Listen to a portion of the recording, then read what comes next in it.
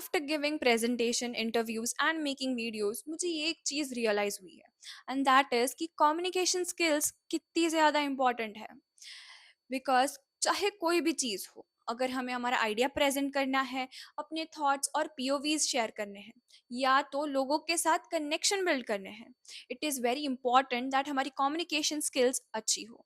So in today's video I am gonna share 5 tips that will improve your communication skills.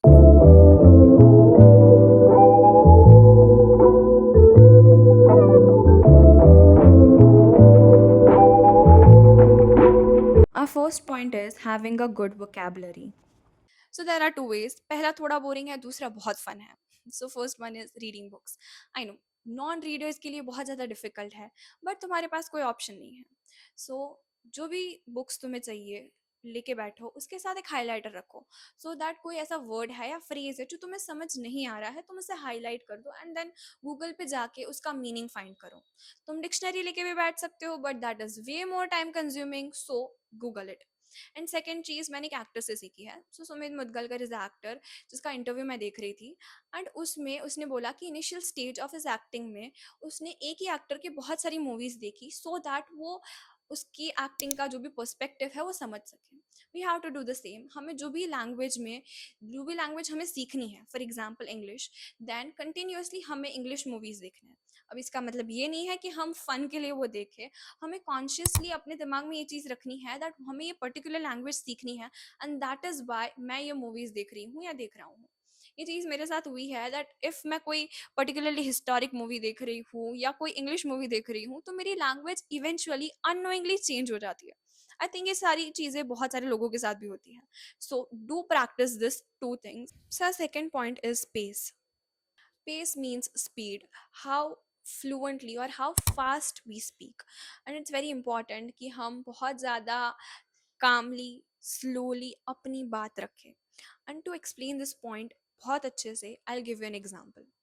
Hello and good morning, everyone. I'm Devisha. I study in XYZ College and I have a lot of hobbies, but my inclination is towards reading books, dancing in my room, and I really hope that wherever I go, I give my best, and I hope new opportunities attract me. And thank you for listening to me.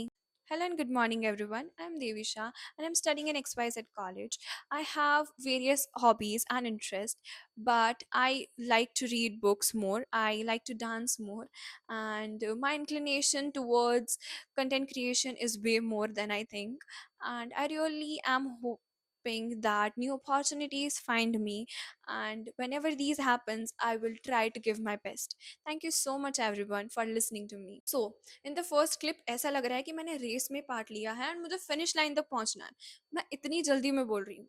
But in the second clip I am more कामर, I am more focused. मुझे पता है कि मुझे कितनी speed में क्या बोलना है, एंड इसकी वजह से जो भी सामने वाला इंसान है उसको भी लगेगा कि ये लड़की बहुत ज़्यादा कॉन्फिडेंट है, इसकी कम्युनिकेशन स्किल्स भी अच्छी है, एंड ये अपनी बात बहुत क्लियरली एंड कामली कह पा रही है. So make sure that whenever you are in an interview, giving a speech or in a presentation, बहुत अच्छे से और शांति से बोलो. बिकॉज जब भी तुम स्पीड में बोलोगे, फर्स्टली ये लगेगा कि यार सामने वाला इंसान बहुत ज़्यादा डरा हुआ है एंड उससे ये स्पीच जल्दी से जल्दी ख़त्म करनी है और जाना है यहाँ से. वेरेज सेकेंड वाले में बहुत ज़्यादा लेवल ऑफ मेच्योरिटी दिखती है, कॉन्फिडेंस दिखता है, एक्सपीरियंस दिखता है, and eventually it showcases to others that you have good communication skills. So अब ये चीज़ तुम अगर अपने डे टू डे लाइफ में करोगे, तो जब ऐसी कोई इंपॉर्टेंट इवेंट्स आएंगे तब तुम इजीली ये चीज़ क्रैक कर पाओगे. So third point is pitch. Pitch is really one of the most important thing that we can use in our communication. अगर हम important speech दे रहे हैं या important लोगों के सामने present कर रहे हैं, it is very important that हमारा voice modulation हो, या हम ऐसे कोई words, ऐसी कोई phrases, ऐसे कोई sentences पे ज़्यादा emphasis they with the help of our voice. जब भी आप ऐसे कोई स्पीच दे रहे हो, प्रेजेंटेशन हो या इंटरव्यू है, जहाँ पे आपको आपकी बात रखनी है, जहाँ पे आप एक स्पीच बोल रहे हो, तब आप अपने वर्ड्स पे जो इम्पोर्टेंट है उस पर ज़्यादा एम्फोसिस करो. फॉर एग्जाम्पल, ये बहुत ही ज़्यादा बेसिक सा एक एग्जाम्पल है. Today I saw a very very very cute dog in the society and everyone was playing with him. And if I say the same statement with the normal voice, जहाँ पे कोई भी voice modulation high pitch में नहीं रख रही हूँ मैं वर्ड्स को, तो today I saw a dog and he was very cute and everyone was playing with him. This seems so different, right? मैंने in the first one I gave importance to today, very very cute and everyone. और जब मैं इन चीज़ों पे emphasis देती हूँ तब eventually लोगों का अटेंशन ये वर्ड्स की तरफ और ज़्यादा ग्रैब होगा. मतलब इससे मैं अटेंशन ऑफ पीपल ग्रैब कर सकती हूँ बहुत इजीली. बिकॉज जब मैं कोई नॉर्मली स्टेटमेंट बोल रही हूँ तो लोगों को भी वो बहुत बोरिंग लगेगा सुनने में. बट मैंने सडनली पिच हाई कर दी तो लोगों का अटेंशन ज़्यादा जाएगा, आपकी बात लोग बहुत अच्छे से सुनेंगे. So it's very important that हम इंपॉर्टेंट वर्ड्स पे ज़्यादा फोकस करें. Our fourth point is be a good listener. You can't improve your communication skills if you are not a good listener. I really mean it because कुछ time पहले मैं कोई event में गई थी या एक मीटअप में गई थी एंड वहाँ पे कोई एक टॉपिक को लेके हम डिस्कस कर रहे थे. एक लड़की वहाँ अपना पॉइंट ऑफ व्यू शेयर कर रही थी एंड तभी ही किसी और ने उसकी बात काट के अपना ही ओपिनियन देना चालू कर दिया.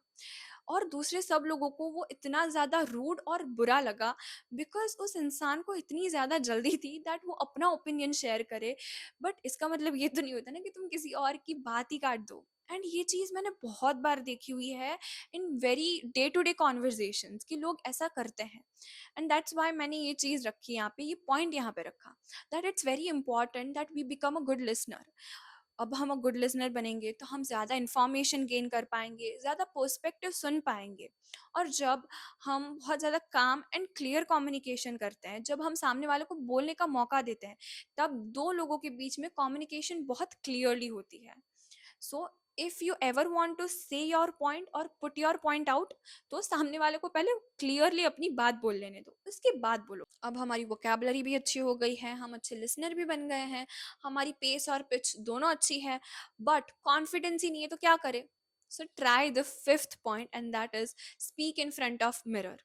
सो जब कभी भी आपको कोई स्पीच है, प्रेजेंटेशन है, इंटरव्यू के लिए कुछ भी रेडी करना है, इंट्रोडक्शन भी देना है खुद का, तो पहले ट्राई करो कि मिरर के सामने ये सारी चीज़ें बोलो.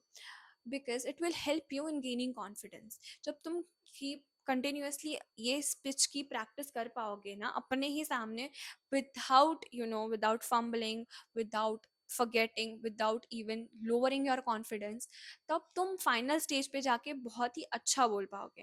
And that is why it's important कि तुम प्रैक्टिस करो specially in front of mirror. Communication का मतलब ये नहीं है कि तुम बहुत big and difficult words use करो. इसका मतलब ये है कि तुम अपनी बात, अपने आइडियाज़, अपनी पीओवीज, अपनी हर एक चीज़ बहुत इजीली क्लियरली लोगों से शेयर कर पाओ, उनको बता पाओ कि तुम क्या सोच रहे हो. So if you find this video helpful, then do like, share and subscribe it. Hit the bell icon so that you can get more content about self growth and personal development. Know that I believe in you. Now it's your turn. See you in the next one.